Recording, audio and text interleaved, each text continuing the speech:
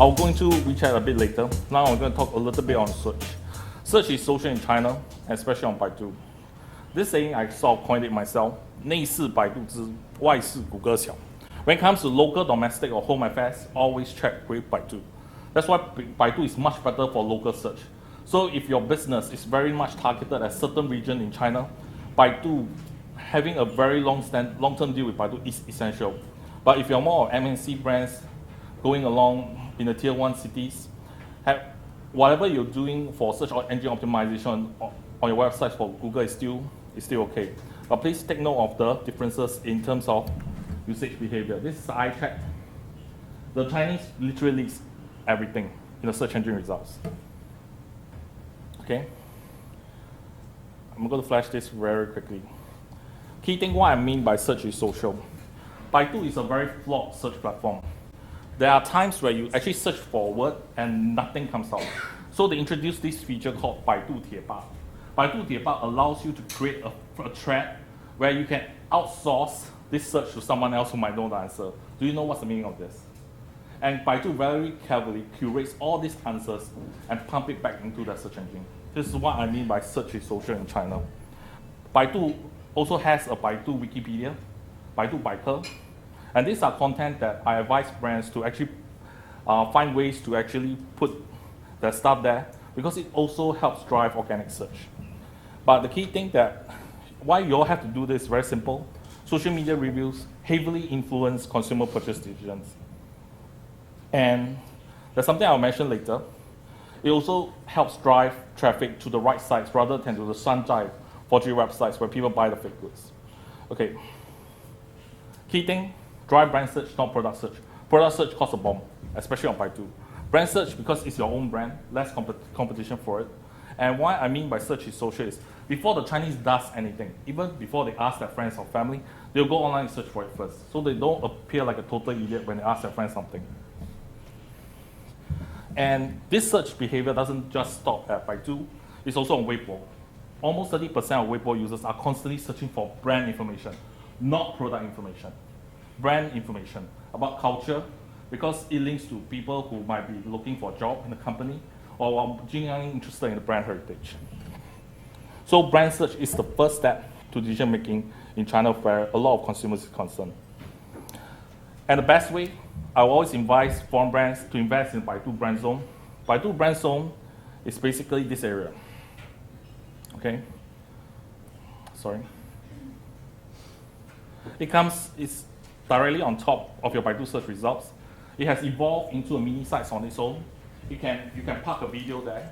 You can divert traffic to your e-commerce platform to make sure that people goes to your own brand platforms to buy your stuff rather than go to someone somewhere dodgy. Okay, why is the big deal when I talk about culture and how does it lead to search? In the last quarter of 2011, I was doing some studies. I noticed that this brand benefit from San Francisco, starting making a big push in the last quarter of 2011. Its competitor is Estee Lauder, including Bobbi Brown, Shu Uemura. And surprisingly, it achieved the same buzz as all these brands who have already established themselves in China. How did it do so? Very simple. It's a non-stop blogging campaign on Weibo about everything San Francisco. San Francisco sites, San Francisco movie stars, San Francisco movies, San Francisco music. What they wanted to do was find people who identify with this culture and use it as a bridge to bring them into the brand. Things like San Francisco spirit. Okay, if you notice, each post have a sizable amount of retweets and comments. Music video, they talk about San Francisco spirit of freedom, which really targeted the millennials very well. And they did this very important thing, O2O. The key thing that you all do for any campaigns in China has to be online to on-site O2O. In that, whatever buzz that you created online, you must find a way to funnel it to your store or to a media event. This is the best way to lead to sales or lead generation. And this is what Benefit did. On Weibo to recruit friends, to blast out the content, and once the topic becomes popular, invite netizens who are interested in this topic to an offline party. And during this party, encourage the netizens to actually blog, tweet, as much content about the event as possible.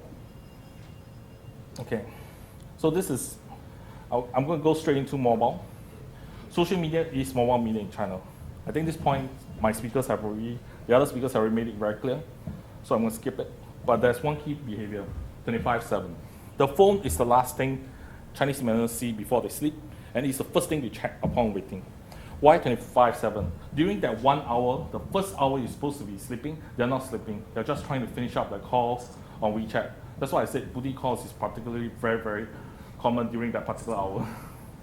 So these people, 25/7 mentality, if your brand can find them, target them during this time frame, is something that no brand has done in China yet. Okay, I'm going to talk about Tencent WeChat versus Sina Weibo because this is the question I get the most from people. In terms of brand promotion, interactive marketing, sales promotion, PR, Weibo is better than WeChat because Weibo is no longer a social platform. Weibo is a news platform, heavily regulated by the government, and even the top bloggers have to sign an agreement with the Chinese government lately that they will not disseminate any false content anymore. So it's heavily regulated. So it's a media platform, not a social platform. In terms of WeChat, yes, in terms of CRM it's better because it's peer-to-peer, and WeChat is far more social because it's a personalized platform rather than a platform that anyone, any Tom, Dick, and Harry can see. But the problem with both is that, okay, they are both in beta stage. There is very little technical support. If you want to do something fun in WeChat, you approach them, you fly to their headquarters, you offer them, we want to do this campaign, I'm going to do this as creative media buy. That will cost you around 200,000 RMB to about 400,000 RMB for 3 to 4 weeks. They will implement it for you.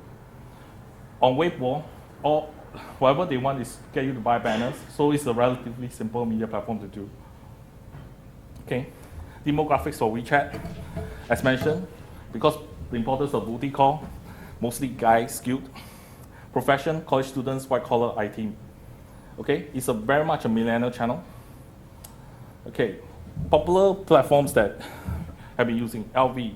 In terms of luxury platforms, they've been using WeChat to push brand promotion, brand culture, as well as location-based type of promotions. The key thing is they want to drive people to the closest possible boutique based on their location. And they want people who are in that location to share. This is the best way for content to actually make its way from official channel into WeChat. Okay, as for Starbucks, let me play 2 quick videos. Starbucks is the early adopter in this space.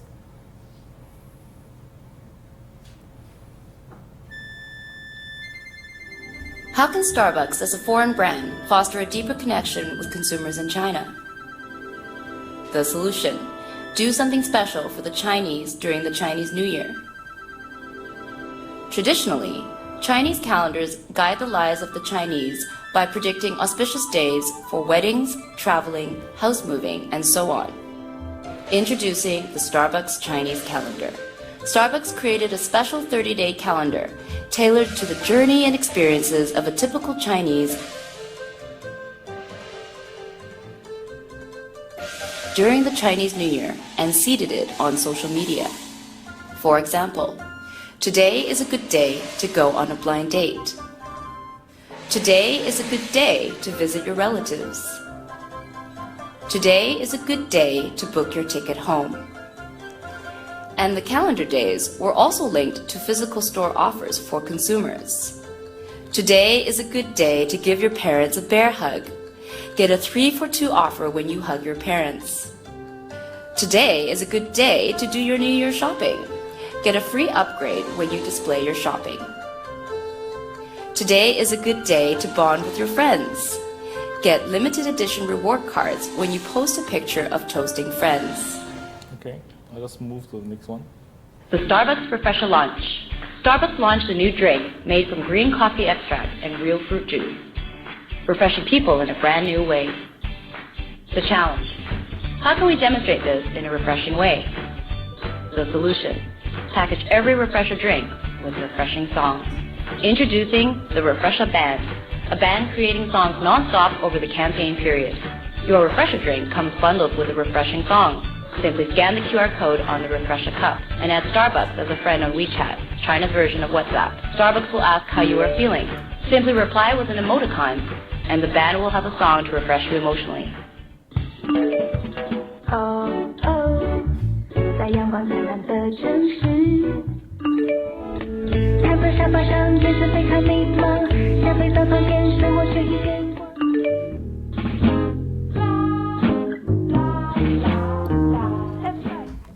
Wake up, wake up， 振作一点点，准备开始音乐声。Okay. I'm so sorry I can't play the entire video. Let me quickly take you all to the main point that I want to address today. What are the drivers for this 80 Y Gen or millennial generation? Okay, they are the smartphone generation. The millennials in China, are the size of the entire population of USA. They will champion any cause or brands that wants to make the world better. So they are the optimists, the real optimists in a very cynical world, and we're depending on them to pull us out of global depression. The millennials in China love brand experiences that is also in line with their self-expression. For them, and this is something I need to stress, they don't believe in saving up money like the earlier generation. They want to experience it now. They want to improve their present, and they want to find brands that can let them do that. Because these people, they are a single child of a lot of families. And they don't have to worry about anything. They have never gone through a bad day in their life. Their parents give them everything, send them back to schools, even buy apartments for them. So no concept of saving. They make 3,000, they spend 2,008 per month. Okay? They favor action, and they take action for brands with experiences different from their parents. So if you market to their parents, they will never accept you as a brand. They trust friends, not brands, and such. They are strong brand influencers, not just on their peers, but also on their elders and superiors. And for them, their online self is their real selves. And Chinese millennials are apt to take action on brands offline based on what they read online. These are research that come from Edelman's Global 1895 Millennial Study. Chinese millennials are also open to co-creation and giving product feedback on brands they like. And the key thing is this: these people are emotional people. They make most of the decisions based on emotional payoff. And according to McKinsey, they will make up 51% of city dwellers by 2020. So Chinese consumer 2020, this is the year where these people will be the main dominant consumer class in China. Okay. Very quickly, this is the latest finding from Pt2 University. The younger the age group, the more important online shopping is to them. The higher the income and the older age group, the less important online shopping is to the Chinese. Key thing, they lean towards emotion-based spending. Okay, the key insights, I already mentioned already, but please bear in mind this. Although it was originally projected that China's growth of online sale will only reach 6.3% in 2015 in the Pt2 University study, it actually achieved this target this year. So even though China's economy is supposed to be slowing, online retailing is growing because of these people. And from now to 2015, about 30 million Chinese are expected to shop for the first time online.